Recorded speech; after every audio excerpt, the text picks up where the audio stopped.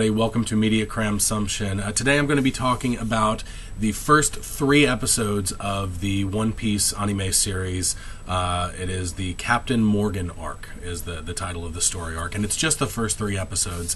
I was actually inspired to watch this by a fellow J-vlogger, meaphe, I think. I'm not exactly sure how to pronounce it, but she seems really into it, and I thought I might as well give it a shot. I actually had little to no interest in One Piece at all.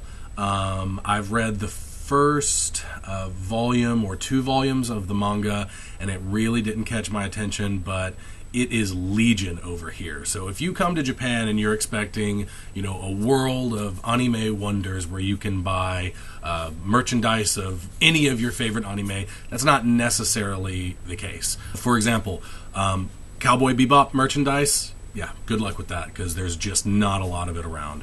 But that's just one of many examples of a very successful anime in the United States that didn't actually do so well here in the first place, or kind of made a splash and then disappeared. You'll have better luck going into Akihabara or Nakano Broadway or one of those geek central places of finding things.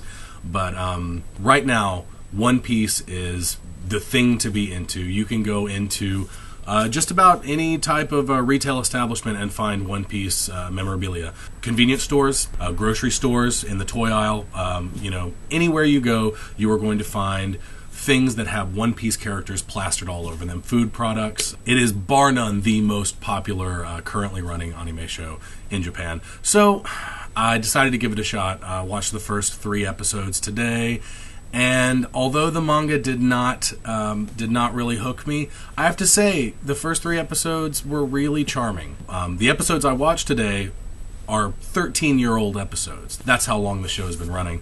And the animation's not terrible. The colors are really bright. The voice acting is really charming and really funny. And I actually liked it a lot more than the first couple of volumes of the manga that I read.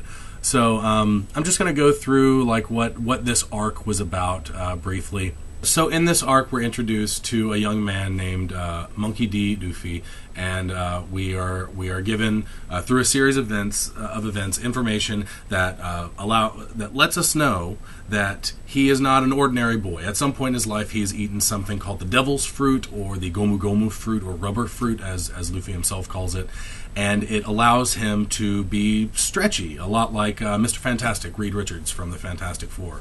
And with this ability, he cannot be hurt by conventional means. So early in the story, he's on a pirate vessel that's captained by a morbidly obese woman named Arubida, and she attacks him with her club, and it doesn't do anything to him. So then he stretches his arm out and shoots it forth, and punches her off the ship, and she's gone, or so we're led to believe. Luffy has decided that he's going to become the king of the pirates and seek out the legendary treasure known as the titular One Piece.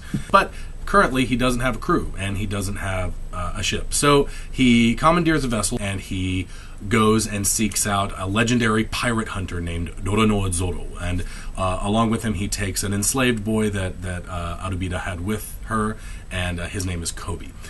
So they go to this island that's controlled by Marines, and through another series of events, they realize that Zoro is actually held captive by the Marines.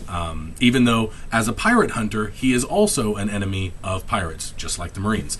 But he punched the pirate captain's son, and made a deal that if he could be tied to a post in the middle of the execution yard for a month without being fed or anything, that he could be let free. Luffy goes and tries to convince Zoro to join his group, and if he'll join him, he'll free him.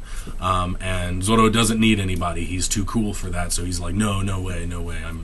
I've got to get through this. It's not about getting free. I could get out of this situation. It's part of the deal. Luffy at one point overhears the captain's son, whom Zoro had attacked earlier, say that he's going to execute Zoro anyway. Luffy punches the captain's son himself, just like Zoro did. The captain's son, whose name is Herumeppo, so Herumeppo goes to his father, the captain of the Marines, Captain Morgan, to tell him that he has been attacked and that Luffy needs to be punished. While that's happening, Luffy is in the execution yard trying to convince Zoro one more time to go with him. At that point, Luffy rockets himself up trying to infiltrate the base to try to find Zoro's swords, and he destroys a statue of Captain Morgan that the Marines are trying to erect in his honor. And Captain Morgan gets really, really upset, and he wants to kill Luffy and everybody now. In the scuffle, Luffy grabs Hedemeppo and tells him to lead him to where Zoro's swords are. So he gets inside the base, he gets the swords, he takes them back out to Zoro, frees him, and they fight Captain Morgan, and long story short, he is defeated. He gets Zoro, he gets his first crew member, and he leaves the boy that he had taken with him, Kobe, behind, because Kobe has the dream of wanting to become a Marine.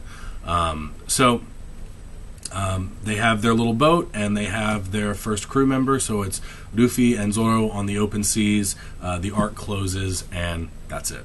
And I thought it was actually really nice. I haven't gotten into an honest-to-goodness shonen show since Dragon Ball Z, and that was ages ago. So if this continues to be on the up, then I could be okay with tackling the 500 plus episodes that are currently out there. Well, less than that if you count the fillers. I plan on skipping the fillers. But yeah, it's not so bad. Recommended even. So yeah, I liked it.